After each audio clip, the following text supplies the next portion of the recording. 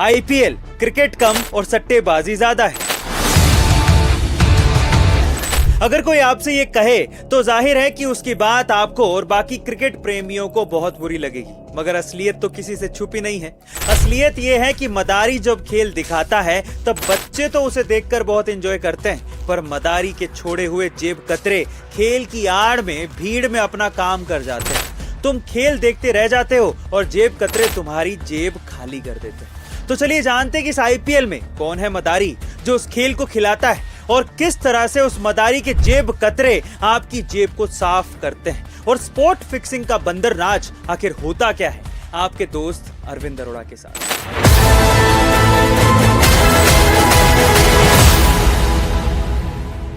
Chapter 1, मदारी का खेल, spot fixing.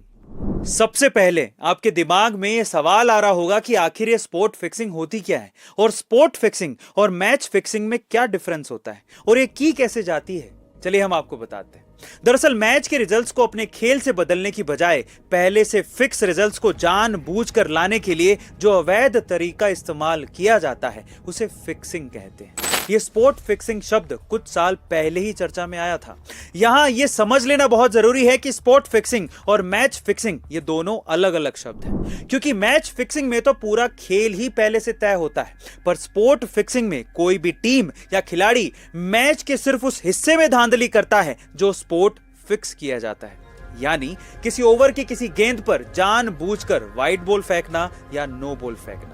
यही नहीं, स्पोर्ट फिक्सिंग एक क्रिकेटर और एक सट्टेबाज के बीच आपस की अंडरस्टैंडिंग से की जाती है, जिसके मुताबिक एक क्रिकेटर को सट्टेबाज द्वारा लगाई गई सट्टेबाजी के हिसाब से ग्राउंड पर परफॉर्मेंस देनी होती है। स्पोर्ट फिक्सिंग में क्रिकेटर किसी खास ओवर में पहले से तय किए गए रन ही देता है।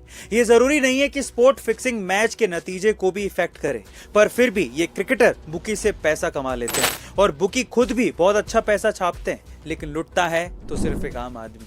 इंडिया में फिक्सिंग इलीगल है, पर कई देशों में इसे मान्यता मिली हुई है और उन्हीं देशों में सटोरिये बैठे होते हैं जो टीम के किसी भी प्लेयर के साथ मिलकर स्पॉट फिक्सिंग कर लेते हैं। लोगों का पैसा डुबाने के लिए सटोरिये एक डिफरेंट गेम ही खेलते हैं। कैसे? सटोरिये किसी बॉलर को नो बॉल फेंकने के लिए कहते हैं। उधर मार्केट में लोग सट्टा लगाते हैं कि ये नो बॉल नहीं होगी। सट्टा लगवाने वाले उस वक्त ₹1 का 100 या 500 का भाव कर देते हैं। प्लान के मुताबिक बॉलर नो बॉल फेंक देता है और लोग अपना लगाया हुआ पैसा हार जाते हैं। चैप्टर 2, आईपीएल में मदारी के बंदर। स्पोर्ट फिक्सिंग के सबसे पहले आरोप लगे थे भारत के तेज गेंदबाज श्रीशांत पर। उन पर यह आरोप लगाया गया था कि उन्होंने आईपीएल 2013 में अपनी कमर में गमछा बांधकर सट्टा लगाने वालों को यह इंडिकेशन दिया था कि वो अगले ओवर में 14 या उससे ज्यादा रन देने वाले हैं। ऐसे इंडिकेशन पर सट्टा लगाने वाले सट्टा लगाते हैं, जिसके बाद सट्टा लगवाने वालों को जो फायदा होता है उसका एक बड़ा शेयर इन क्रिकेटर्स को दे दिया जाता है। आईपीएल 2013 स्कैम की जांच में आगे चलकर कई नए खुलासे हुए थे।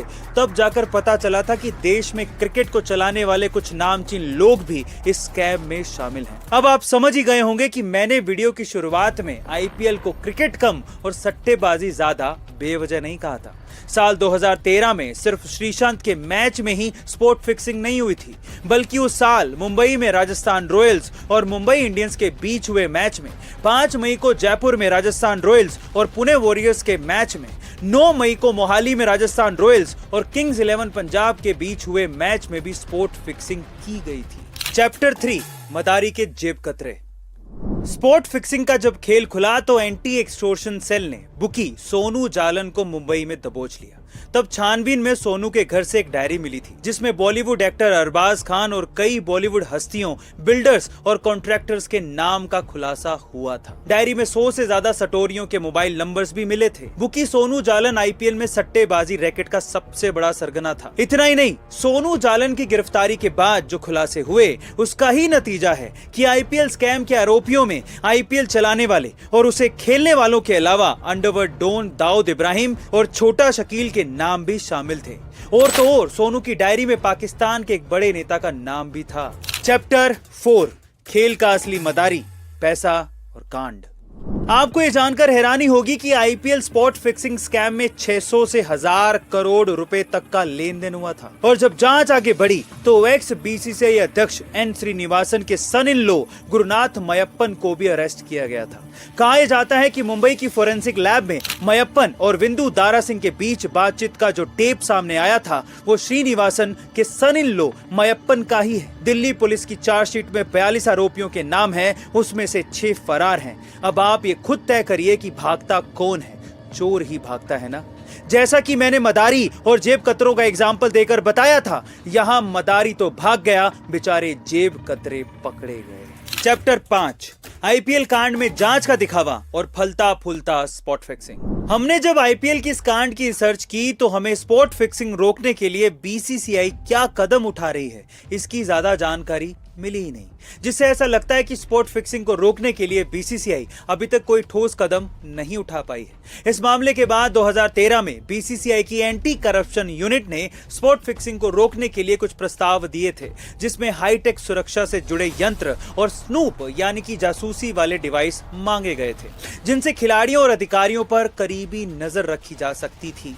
लेकिन उस समय खुद बीसीसीआई के ही कुछ अधिकारियों का कहना था कि इन स्पाई कैमरों से खिलाड़ियों और अधिकारियों की प्राइवेसी का उल्लंघन होगा, जिसकी वजह से स्पाई कैमरे लगाने का आइडिया ठंडे बस्ते में चला गया। और जब स्पॉट फिक्सिंग रोकने को लेकर फिर से देश में सवाल उठने लगे, तब सरकार ने भी इस मामले में हस्तक्षेप करने से मना कर दिया। इसके 6 साल बाद यानी साल 2019 में बीसीसीआई के एक अधिकारी ने मैच फिक्सिंग को रोकने के लिए कोई ढंग का उपाय सोचने की बजाय सट्टेबाजी को ही लीगल करने का सुझाव दे दिया। आईपीएल के इस बंदर नाच का कंक्लूजन।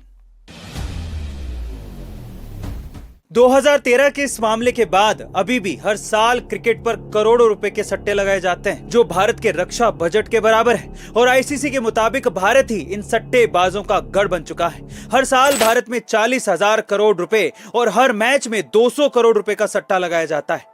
पर अब सवाल यह है कि आखिर कब तक चलता रहेगा ये सब?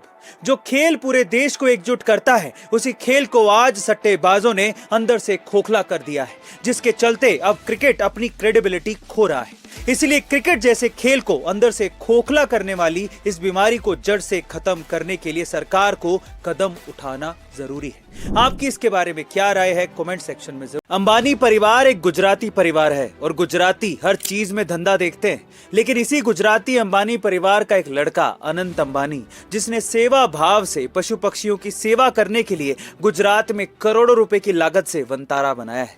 वो कहते हैं कि पशु पक्षी भगवान का रूप होते हैं। हाथी में हम गणेश जी का रूप देखते हैं, शेर में हम दुर्गा माँ का रूप देखते हैं। अब हमने कभी भगवान को तो देखा नहीं है, तो इन जीवों को ही भगवान का रूप समझ के हम इनकी सेवा करना चाहते हैं। इसलिए हमने वनतारा बनाया है। वनतारा कोई चिड़ियाघर नहीं है, ये इन जीवों का घर है। पर आखिर वनतारा है क्या? चलिए हम आपको बताते हैं। गुजरात की जामनगर रिफाइनरी के ग्रीन बेल्ट एरिया के 3000 एकड़ में बना वनतारा जंगली जानवरों के पुनर्वास और ट्रीटमेंट के लिए बनाया गया है। यहाँ 500 से भी ज्यादा एक्सपर्ट्स की टीम 200 हाथियों की देखभाल करेगी। साथ ही उन्हें अगर किसी ट्रीटमेंट की जरूरत होगी तो वो वनतारा में ही किया जाएगा। इसके अलावा बाकी जानवरों के लिए 650 एकड़ में रेस्क्यू और पुनर्वास सेंटर भी बनाया जा रहा है, जिसमें जख्मी जानवर या फिर बीमार जानवरों को रेस्क्यू किया जाएगा।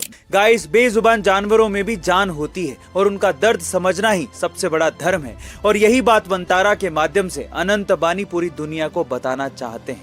आपका अनंत अंबानी के इस वनतारा के बारे में क्या ख्याल है कमेंट सेक्शन में जरूर लिखिएगा। मिलते अगली वीडियो में।